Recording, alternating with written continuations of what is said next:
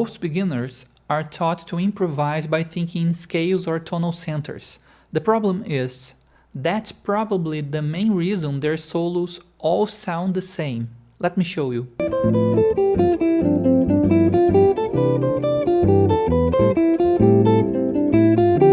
Technically, I didn't play any wrong notes. Everything belonged to the correct scale. But did it actually sound like jazz? Probably not.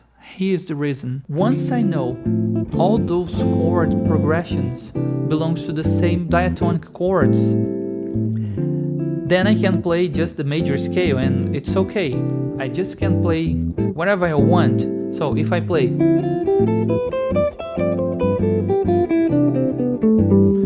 I am playing right, okay?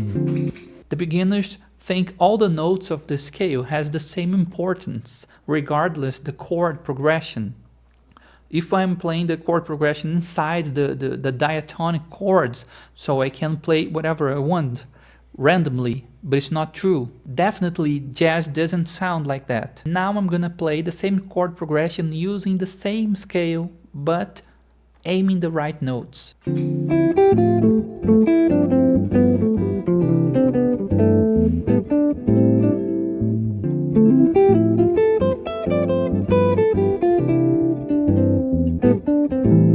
What changed?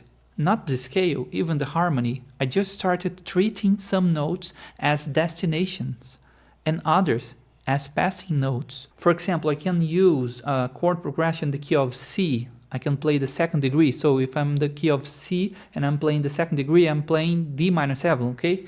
So this is the D minor 7th. Okay? And I can play a small idea like this one. What is happening here? E and G are preparing to land on the minor third of the chord, which is F. And here is what it might sound in the middle of a solo.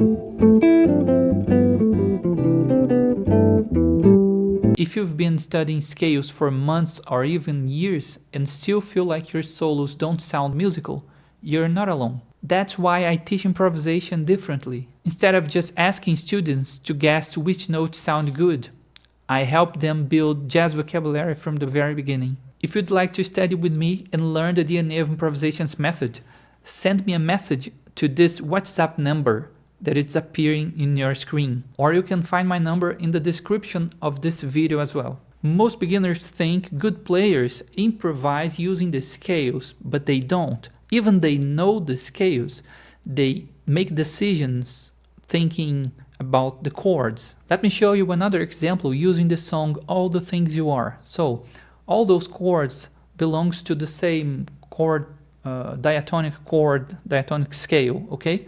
So I can play it using the scale of F minor and then going to C major. But in the first version, I will just play randomly notes of the scale, and in the second version I will play using voice leading, okay? Let's go.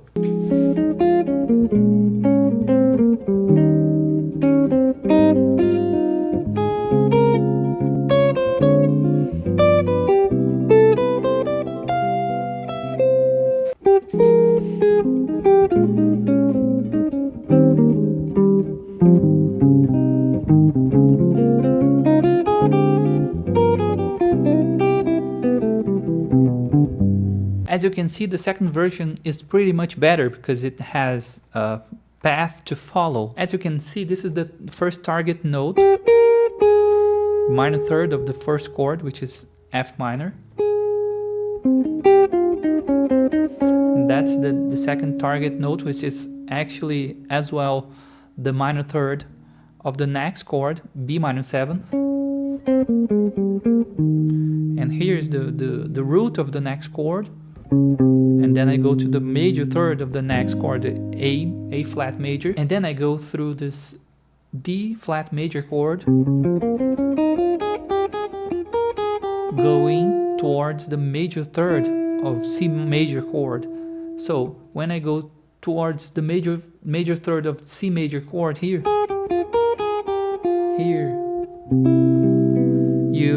You feel it like a resolution. So what should beginners practice? Instead of playing just random ideas, they should practice complete ideas, musical ideas. And I teach this in the DNA of Improvisations method using the concept of matrices. And what is a matrix? A matrix is a small idea that belongs to the language of jazz. For example, like this one, or even this one, or this one. And then I can put it all together and have a musical idea like this one. Putting all those matrices together, it would sound like this.